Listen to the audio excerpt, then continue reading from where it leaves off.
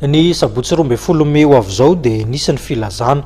fa dia hoe ny Iavoloha hoe ny amin'ny lapam-panjakana ny Iavoloha zany ireo mpanao fihetsiketsehana Manoloana izay indrindra dia manazava ny mpitandro ny filaminana rehefa nanambara fa dia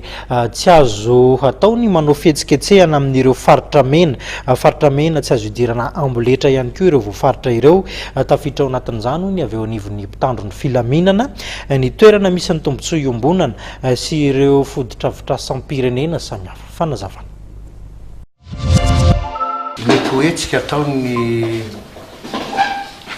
mpanao fihetsiketsehana zany amin'ny sabotsy andeha ho an'ny Iavoloha dia tiako manamarika fa efa nanao fanambarana tamin'ny Romea ny fianakaviam-be ny mpitandro ny filaminana telo tota ny polisy ny tafika malagasy ny polisy pirenena ny gendarmerie dia apatseviko anareo fa misy faritra ataoko hoe vakiko mihitsy angamba ty hoe mamerina ary manamafy fa ireo toerana saripady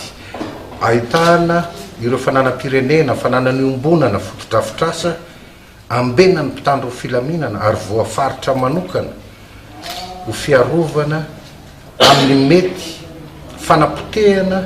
sy fandrobahana dia tsy azo idirana na anaovana amboletra.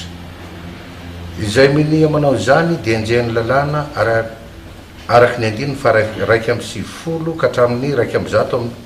sy ny andininy 720 sy 300 820 sy 300 920 sy 300 ao amin'ny fehezan-dalàna famaizana. Ny tinambara amin'izay zavatra zay zany